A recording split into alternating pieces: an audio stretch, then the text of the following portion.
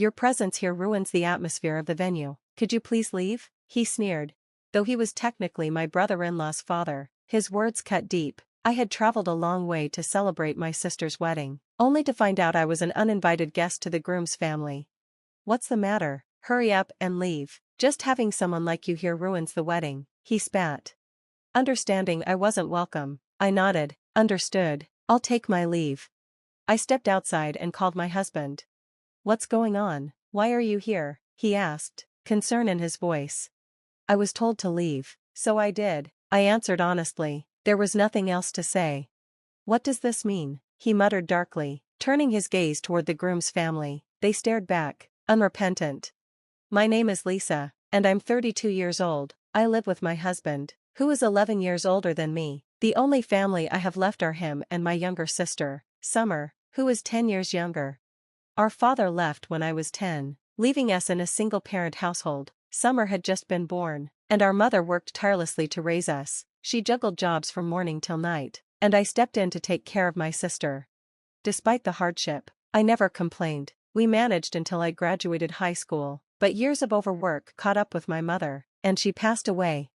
With no extended family to rely on, Summer and I were left to fend for ourselves. What's going to happen to us now, sis? Summer asked, her young face full of fear. Don't worry, I'll manage somehow, I reassured her, though I had no plan. I found a job as a clerk at a small company. The pay wasn't great, but they were willing to hire a high school graduate. It was a small workplace, so I quickly found myself handling a variety of tasks. At first, it was simple clerical work, but my responsibilities grew over time. The boss, however, was kind and supportive. Lisa, would you like to earn a qualification? He asked one day. A qualification? Yes, it's a bit specialized, but we need someone qualified. And you're young, it shouldn't be too hard for you to study, he explained. Would this be outside of working hours? Don't worry, we'll cover the exam fees and textbook costs. Please, I'm asking as a favor. The boss's earnest demeanor made it hard to refuse. Besides, earning a qualification could open more doors for me in the future. I thought of Summer, her needs would only grow as she advanced through middle and high school. Understood, I agreed. Don't push yourself too hard, sis, Summer would sometimes say, her voice filled with concern. Don't worry about me. When you graduate high school, you can do whatever you want, I told her. As she entered high school, Summer began considering working right after graduation, but I didn't want her to struggle the way I had, so I convinced her to aim for college. There was one problem: my salary made saving for tuition difficult. I began thinking about changing jobs. When I confided in my boss, I expected disappointment, but he was surprisingly understanding. I completely understand, he said. Actually, I know someone starting a new company. They're looking for someone to handle clerical work. A new company? Yes, and don't worry, it's run by someone very capable. Their business is already doing well, and they're looking for talented employees. The boss assured me the new company's work would be similar to what I was already doing. It sounded ideal, though leaving felt bittersweet. I've been thinking of closing this company soon anyway, my boss admitted. Most of us here are nearing retirement, and it's getting harder to keep up, so don't worry about leaving, you've done more than enough. After 5 years with the company, hearing his kind words brought tears to my eyes. Don't cry, he said gently. If I make a young girl cry, my wife will scold me. It's better when you smile. With his blessing, I joined the new company. Nice to meet you, I'm Mike. My new boss introduced himself. He was 38, with an air of professionalism that was hard to miss. Nice to meet you, I'm Lisa, I replied. We really needed someone with your qualifications. You've been a great help already, Mike said warmly. If you could handle things at your previous company, I'm confident you'll excel here. Thank you very much, I said, feeling both nervous and excited for what lay ahead. I was nervous, but I think I handled it well. Before I knew it, Mike's company had become my new workplace. It was a startup, aggressively expanding, and Mike was at the center of it all. Though it was a new company, it seemed well-backed, with many big projects already on the table. I'm really grateful to have you here, Lisa, Mike said one day. Your office skills are specialized, and it helps that you have such a strong background. I'm glad I invested in your training. His words made me happy, and as time went on, I could see the company growing. Mike appreciated my work, And I no longer worried about my sister's tuition or our daily expenses. "You seem so lively these days," my sister commented one morning. "Really? Before, you always seemed overwhelmed by work, but now you seem to enjoy it." "Maybe it's because of someone," I teased. "Mike?" she asked, joking. "Don't be silly," I laughed. "Go get ready for school." 4 years later, I was 27, and my sister was about to graduate high school. She was doing well in school and aiming for her preferred university, barring any health issues. She was expected to pass. Meanwhile, Mike's company was flourishing, taking on larger projects, and Mike was a brilliant leader, always bringing in new work and building partnerships. The number of employees quickly increased, and before I knew it, I was training new hires. "How about a trip sometime?" Mike suggested. "A trip? But my schedule." I anticipated that. "I'll make sure to wrap things up early. Leave it to me." "Thank you, but that feels like a luxury." Mike insisted. "Let's relax a bit. You've earned it." As part of the founding team, I spent a lot of time with Mike. Naturally, our relationship grew romantic. Despite the 11-year age difference, it didn't matter to me, but there was one thing on my mind: could we wait to get married? One late night, just the two of us in the office, I decided to share my feelings. "Mike, it's not that I don't want to marry you. You're a wonderful man, and I do want to marry you, but I have my sister. She's much younger than me, and until she's independent, I can't leave her. Could we wait until she graduates?" I feared it was a selfish request. Mike, already in his mid-30s, was likely thinking seriously about marriage. I wasn't sure if it was too much to ask. "Of course, I'll wait until she graduates," Mike said, without hesitation, "but in return, let's have dinner with your sister. After all, she'll be family." I was touched by his understanding. His assertiveness was part of what made him such a successful entrepreneur. So, the three of us began spending more time together.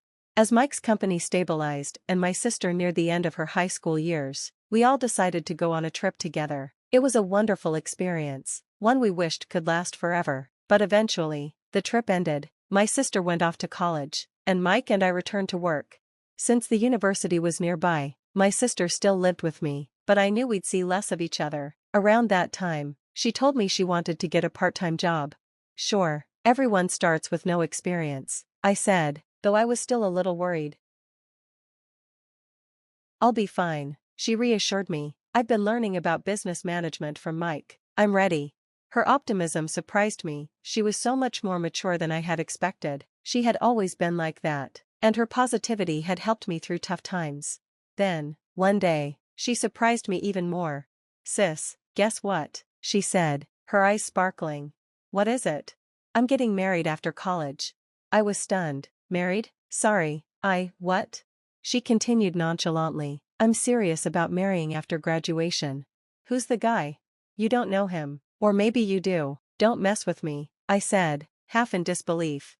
In the summer of her junior year, she announced her plans to get married. I was completely shocked, though she often said surprising things. I hadn't expected her to go this far. The word marriage was sensitive for me, especially considering my thoughts about Mike and me.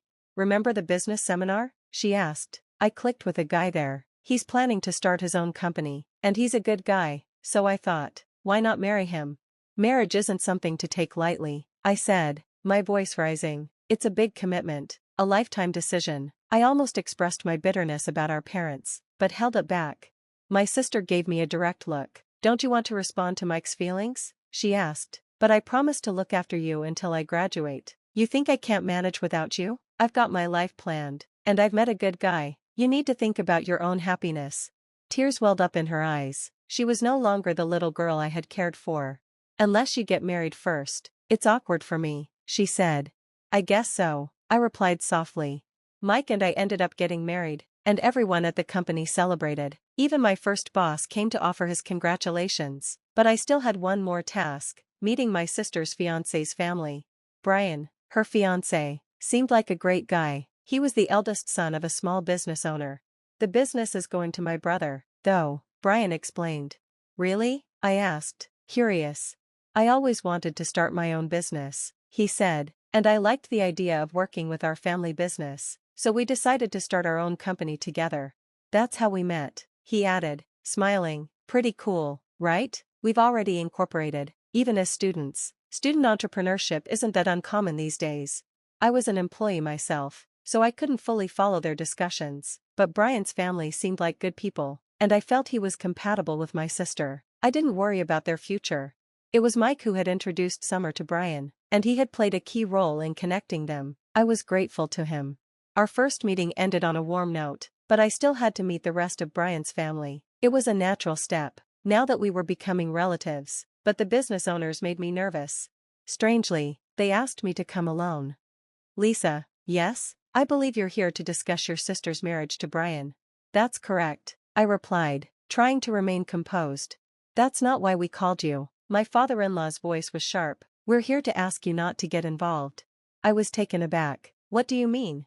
You never went to college, you lost your parents, and while Summer seems capable, you certainly don't. Don't expect any help from us. I have no intention of relying on you. I shot back. I've worked hard all my life, supported myself, and planned for my future with Mike. Whether I retire later or not is none of your concern. Words are cheap, my father-in-law sneered. There are many unreliable people out there. We'll invite you to the wedding out of courtesy, but afterward, stay away. The people attending will be far above your station. It would be embarrassing for you to show up. Their laughter echoed with scorn, and I couldn't bear it any longer. When my sister gets married, she'll have a proper family with Brian. Let's hope she doesn't end up like you, they added cruelly. Tears welled in my eyes, but I held my head high as I excused myself. I won't miss my sister's special day, I said firmly, though my voice trembled.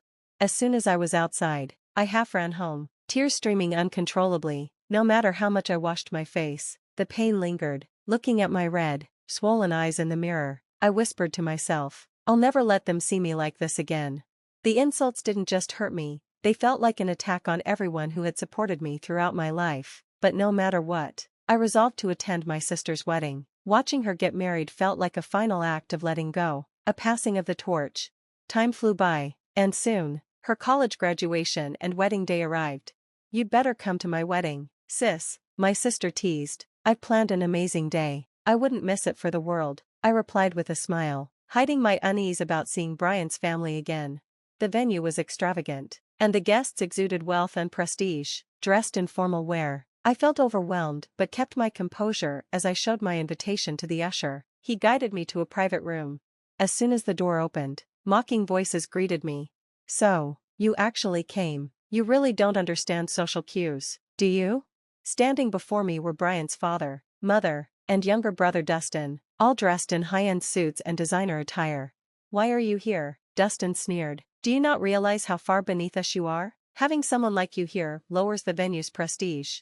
You weren't really meant to show up, his father added. Even though we invited you, we expected you to know better. Get the guards to remove her, Dustin said dismissively. The flood of insults continued, cutting deep. I endured them silently until they crossed the line. What if Summer ends up like you? Dustin spat. She won't, I snapped, my voice shaking. Summer is hardworking and smart. Besides, she and Brian are starting their own business together. Ridiculous. Brian will take over our company, not start some side project, his father scoffed. That's not what they said, I countered. They've already incorporated their own company. Their faces twisted in disbelief. Before they could hurl more accusations, the door opened. Sorry I'm late. Mike's voice filled the room.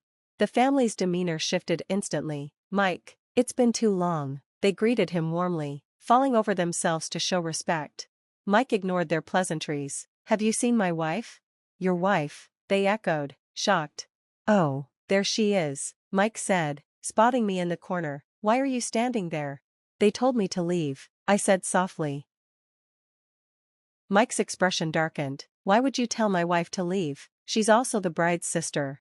The room fell silent, their faces pale. We didn't know, the father stammered. Explain what happened, Mike demanded. I recounted everything truthfully. So, you insulted my wife and tried to humiliate her? Mike's voice was icy. Insulting her is the same as insulting me. Is that how you treat family? We didn't mean to insult her, they stuttered, visibly sweating. Then what did you mean? Mike's piercing gaze made them shrink.